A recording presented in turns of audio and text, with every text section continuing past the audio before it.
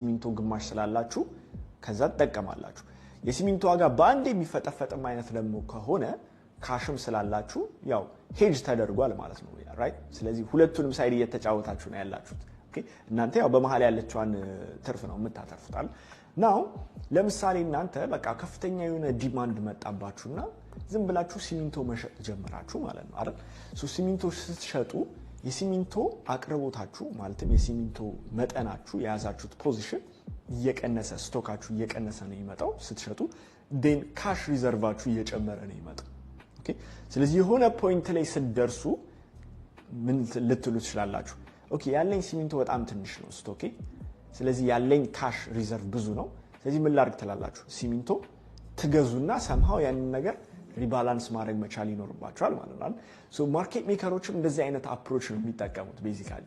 ማለትም እንግዲህ ሊኩዊዲቲ ፕሮቫይድ በሚያደርጉበት ጊዜ ባይና ሾርት ፖዚሽኖች የሆነ ፖይንት ላይ በጣም ሳይዱ ይበዛባቸዋል አንዱ ማለት ነው ስለዚህ ለምሳሌ ማርኬቱ ላይ በጣም ከፍተኛ የሆነ ዲማንድ ካለ ማለትም ሌሎች ሰዎች በጣም እየገዙ ከሆነ ማለት ነው የባይንግ ኦርደሮች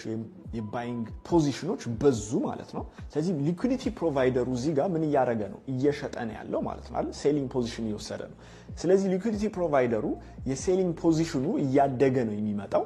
ኦኬ whereas የባይንግ ፖዚሽኑ ያው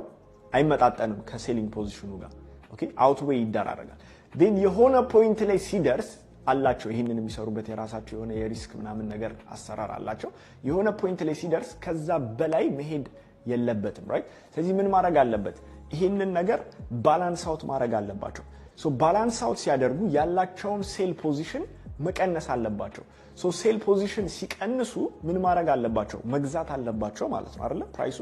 ስለዚህ ልክ በሚገዙበት ጊዜ